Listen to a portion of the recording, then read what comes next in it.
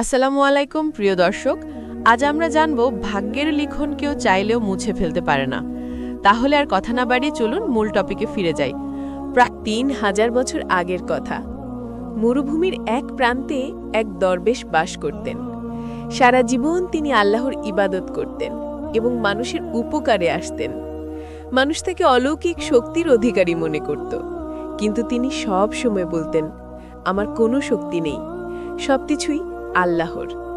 ভাগ্যের লিখন ছাড়া কিছুই ঘটে না।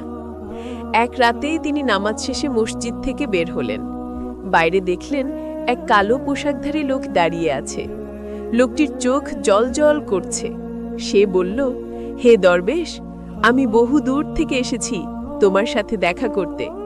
তুমি সত্যের মানুষ, তাই তোমার সাথে পথ চলতে চাই। দরবেশ অবাক হলেও আল্লাহর নাম নিয়ে তার সাথে হাঁটতে শুরু করলেন। কিছু দূর যাওয়ার পর তারা একটি কাফেলার কাছে পৌঁছালো। লোকেরা কুয়া থেকে পানি তুলছিল। হঠাৎ দড়ি ছিঁড়ে একটি কলস একজন লোকের মাথায় পড়ল, আর সে সঙ্গে সঙ্গে মারা গেল। সবাই ভয় আর আতঙ্কে চিৎকার করতে লাগল। দরবেশ দেখলেন সেই কালো পোশাকধারী লোকটি তার পাশে দাঁড়িয়ে আছে। তার মনে সন্দেহ জন্মালো, এই লোকের সাথে কি মৃত্যু সম্পর্ক আছে? পরে তারা আবার রওনা দিল। এবার এক গ্রামে পৌঁছালো। গ্রামের লোকেরা দরবেশকে খুব সম্মান দেখালো, আপ্যায়ন করল। কিন্তু রাতে হঠাৎ গ্রামে আগুন লেগে গেল। ঘরবাড়ি ভস্মীভূত হয়ে গেল। দরবেশ আবার দেখলেন সেই কালো পোশাকধারী লোকটি নীরবে তার পাশে দাঁড়িয়ে আছে। তিনি আর চুপ থাকতে পারলেন না। বললেন, তুমি আসলে কে? যেখানেই যাও মৃত্যু আর বিপদ কেন আসে? লোকটি মৃদু হাসল আর বলল, আমি মৃত্যুর ফেরেশতা আজরাইল। আল্লাহর হুকুমেই মানুষের আত্মা গ্রহণ করি। দরবেশ কেঁপে উঠলেন।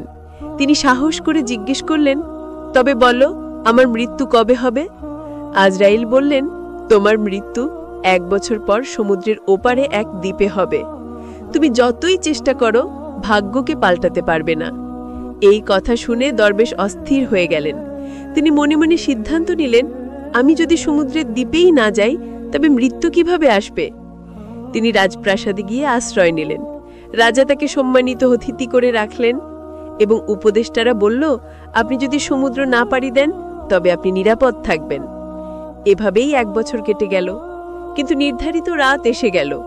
দরবেশ নামাজ পড়ে শুয়ে পড়লেন, কিন্তু তার ঘুমের মধ্যে হাঁটার অভ্যাস ছিল। সেই রাতে তিনি ঘুমের ঘোরে প্রাসাদ থেকে বেরিয়ে গেলেন। হাঁটতে হাঁটতে বন্দরে পৌঁছালেন। কেউ খেয়াল করল না। হঠাৎ তিনি এক জাহাজে উঠে বসলেন। নাবিকরা ভোরের আগে জাহাজ চালু করল। সকালে দরবেশ জেগে দেখলেন তিনি সমুদ্রের মাঝখানে। জাহাজটি ঠিক সেই দ্বীপের দিকেই যাচ্ছিল যেটির কথা মৃত্যুর ফেরেশতা বলেছিলেন। দ্বীপে পৌঁছার পরই দরবেশ অসুস্থ হয়ে পড়লেন।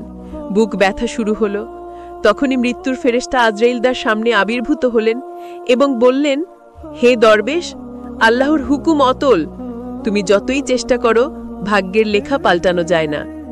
দরবেশ আল্লাহর নাম স্মরণ করে প্রাণ ত্যাগ করলেন। এই কাহিনী থেকে আমরা শিক্ষা পাই, মৃত্যু ও ভাগ্য আল্লাহর হাতে। মানুষ কখনো পালাতে পারে না। ভবিষ্যৎ জানলে মানুষ কেবল ভয়ে বাঁচে, ভালোভাবে বাঁচতে পারে না। তাই আমাদের কর্তব্য হলো দোয়া করা, সৎকর্ম করা এবং আল্লাহর উপর ভরসা রাখা। ভাগ্যের লিখন কেউ মুছে ফেলতে পারে না। এই গল্পের মধ্যে কতটা সত্যতা আছে তা শুধু আল্লাহই জানেন। আপনার এই গল্পটি কেমন লাগলো এ সম্পর্কে আপনার মূল্যবান মতামত কমেন্ট বক্সে অবশ্যই জানাবেন। যদি গল্পটি ভালো লেগে থাকে তাহলে চ্যানেলটি অবশ্যই সাবস্ক্রাইব করবেন, ভিডিওটি লাইক করবেন এবং শেয়ার করবেন। দেখা হবে আরেকটি নতুন এবং দারুণ ভিডিওর সাথে। ততক্ষণ পর্যন্ত খোদা হাফেজ।